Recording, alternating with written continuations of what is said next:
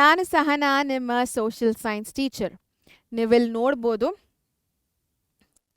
ರೀರೀಡಿಂಗ್ ಅಂತ ಹಾಕಿದ್ದೀನಿ ಆಯಿತಾ. ಸೊ ಟೆಕ್ಸ್ಟ್ ಬುಕ್ ಇಂಪಾರ್ಟೆಂಟಾ, ಮಾಡೆಲ್ ಕ್ವೆಶ್ಚನ್ ಪೇಪರ್ ಇಂಪಾರ್ಟೆಂಟಾ ಅಂತಂದರೆ ನಾನು ಒಬ್ವಿಯಸ್ಲಿ ಮಾಡೆಲ್ ಕ್ವೆಶ್ಚನ್ ಪೇಪರೇ ಹೇಳೋದು. ಬಿಕಾಸ್ ನನ್ನ ಲಾಸ್ಟ್ 2 ವೀಡಿಯೋಸ್ ನಾನು ಬ್ಲೂ ಪ್ರಿಂಟ್ ಬಗ್ಗೆ ಮಾಡಿದಾಗ, LBA ಬಗ್ಗೆ ಮಾಡಿದಾಗ, ಸೊ ಯಾರೆಲ್ಲ ಆ ವಿಡಿಯೋ ನೋಡಿಲ್ವೋ ಹೋಗಿ ನೋಡಿ ಯಾವ್ದು ಇಂಪಾರ್ಟೆಂಟ್ ಅಂತ ನಿಮಗೆ ಗೊತ್ತಾಗುತ್ತೆ.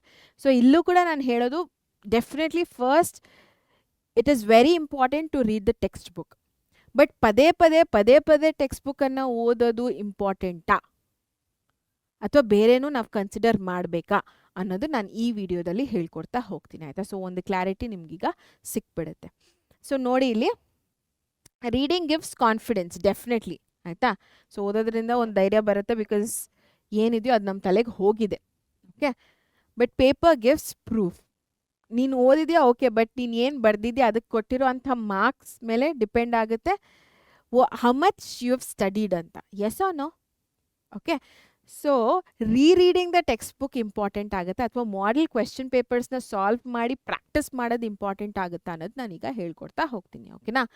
So rereading, as I remember this chapter looks familiar ಆಯಿತಾ, ಆ ಥರ ಫೀಲಿಂಗ್ ಬರುತ್ತೆ. ಬಟ್ ಮಾಡೆಲ್ ಕ್ವೆಶ್ಚನ್ ಪೇಪರ್ ಅಂತ ಅಂದಾಗ can I actually answer this, can I remember the point without seeing the text book, can I right it within the required time ಅನ್ನೋ ಒಂದು clarity ಸಿಗುತ್ತೆ.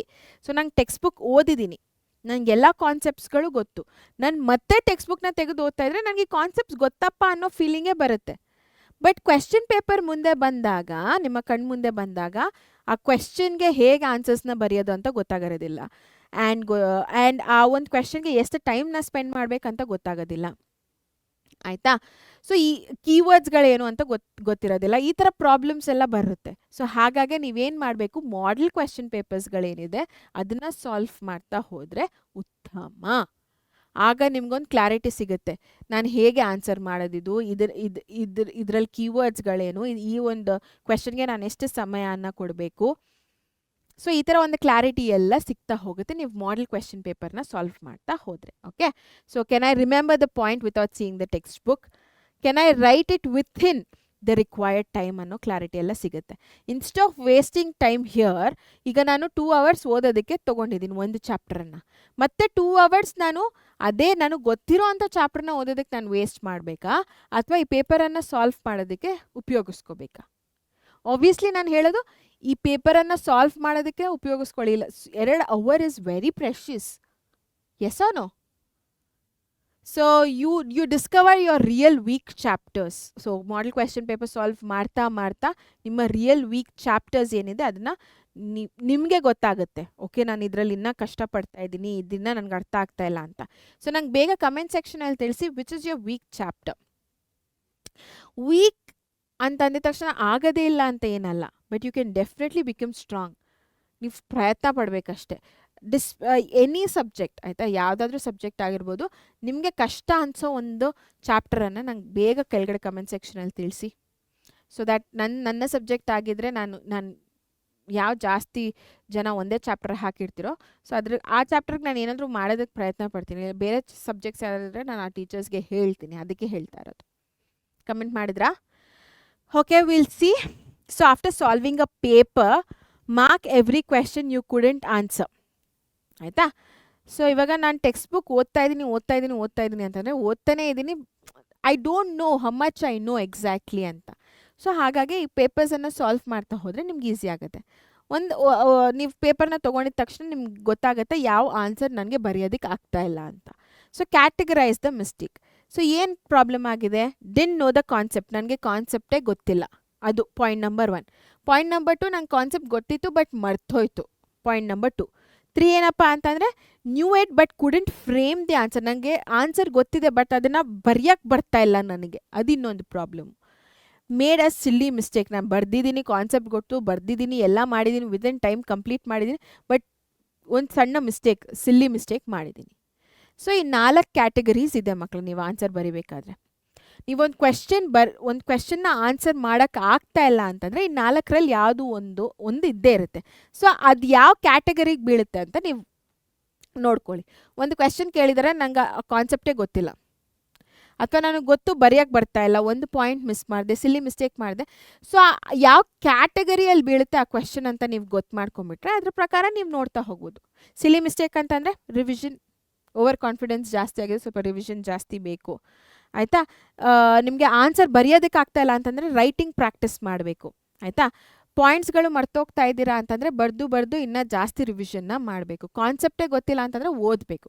So ಈ ಥರ ಒಂದು ಕ್ವೆಶ್ಚನ್ ನೋಡಿದ ತಕ್ಷಣ ಅದಕ್ಕಿಂತ ಎಷ್ಟು ಟೈಮನ್ನು ಕೊಟ್ಟು ನೀನು ಓದಬೇಕು ಅನ್ನೋ ಕ್ಲಾರಿಟಿ ನಿಮಗೆ ಸಿಕ್ಬಿಡುತ್ತೆ. ಆಯಿತಾ? Point number 3, you learn how questions are asked. So question ಯಾವ್ಯಾವ ರೀತಿ ಕೇಳ್ತಾ ಇದ್ದಾರೆ ಎಕ್ಸಾಮಲ್ಲಿ ಅನ್ನೋ ಒಂದು ಕ್ಲಾರಿಟಿ ಸಿಗುತ್ತೆ. ಟೆಕ್ಸ್ಟ್ ಬುಕ್ನ ಮಾತ್ರ ಓದ್ತಾ ಇದ್ದರೆ ಪದೇ ಆಗೋದಿಲ್ಲ. ಸೊ ಈ ಥರ ಕ್ವೆಶ್ಚನ್ ಪೇಪರ್ಸ್ಗಳನ್ನ ಸಾಲ್ವ್ ಮಾಡ್ತಾ ಹೋದರೆ ಒಂದು ಕ್ಲಾರಿಟಿ ಸಿಗುತ್ತೆ. ಆಯಿತಾ? So the text book tells you what to learn. Model papers help you to understand how you may be asked. ಆಯಿತಾ? ಸೊ ಕ್ವೆಶ್ಚನ್ಸ್ ಯಾವ ರೀತಿ ಕೇಳ್ತಾರೆ ಅನ್ನೋ ಒಂದು ಕ್ಲಾರಿಟಿ ಕೊಡೋದು ನಮಗೆ ಮಾಡೆಲ್ ಕ್ವೆಶ್ಚನ್ ಪೇಪರ್ಸ್. ಆಯಿತಾ? So this makes your preparation more exam oriented. At the end of the day ನಾವು ಮಾಡ್ತಾ ಇರೋದೆಲ್ಲ ಮಾರ್ಕ್ಸ್ಗೋಸ್ಕರ. ಸೊ ಈ ಥರ ನೀವು ಪ್ರಿಪೇರ್ ಆಗ್ತಾ ಹೋದರೆ ಒಳ್ಳೆ ಮಾರ್ಕ್ಸ್, ಒಳ್ಳೆ ಅಂಕಗಳು ನಿಮ್ಮದಾಗುತ್ತೆ. ಆಯಿತಾ?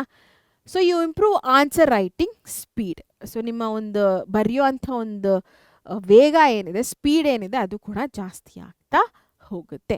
So knowing the answer isn't enough. You also need to understand the question, recall the points, structure the answers, write clearly, finish within the available time. ಇಷ್ಟು ಪ್ರೊಸೀಜರ್ ಇದೆ. ನೀವು ಆದಮೇಲೆ ಇಷ್ಟು ಪ್ರೊಸೀಜರು ಕರೆಕ್ಟಾಗಿ ಮಾಡಿದ್ರೇ ನಿಮಗೆ 625 ಔಟ್ ಆಫ್ 625 ಬರುವಂಥದ್ದು. ಆಯಿತಾ? ಸೊ ಇದೆಲ್ಲ ಪ್ರೊಸೀಜರ್ ಯಾವಾಗ ಬರುತ್ತೆ? ನೀವು ಪ್ರಾಕ್ಟೀಸ್ ಮಾಡ್ತಾ ಇರಬೇಕಾದ್ರೆ. ಪ್ರಾಕ್ಟೀಸ್ ಹೇಗೆ ಮಾಡ್ತೀರಾ? ಮಾಡೆಲ್ ಕ್ವೆಶ್ಚನ್ ಪೇಪರ್ಸ್ನ ಯೂಸ್ ಮಾಡಿಕೊಂಡು. ಆಯಿತಾ? ಆವಾಗ ಒಂದು ಕ್ಲಾರಿಟಿ ಸಿಗುತ್ತೆ. ಏನು ಬರಿಬೇಕು, ಎಷ್ಟು ಬರಿಬೇಕು, ಹೆಂಗೆ ಬರಿಬೇಕು, ಆಲ್ ಆಫ್ ದೋಸ್ ಥಿಂಗ್ಸ್. ಆಯಿತಾ? Model papers train your exam brain. So brain ಒಂದು ರೀತಿಯಲ್ಲಿರುತ್ತೆ. ಆಯಿತಾ? ಒಂದು ಫ್ಲೋ ಅಲ್ಲಿ ಹೋಗ್ತಾ ಇರುತ್ತೆ. ಎಕ್ಸಾಮ್ ಅಂದಿದ ತಕ್ಷಣ ಟೆನ್ಷನ್ ಆಗಿಬಿಡುತ್ತೆ. ಸೊ ಆ ಟೆನ್ಷನ್ ನೀವು ಒಂದು ಶಾಕ್ ಥರ ಕೊಡಬಾರ್ದು ನಿಮ್ಮ ಬ್ರೈನ್ಗೆ ಅಂತಂದರೆ ಈಗಲಿಂದನೇ ಈ ರೀತಿ ನೀವು ಪ್ರಾಕ್ಟೀಸ್ ಮಾಡ್ತಾ ಹೋದರೆ ಒಳ್ಳೆಯದು.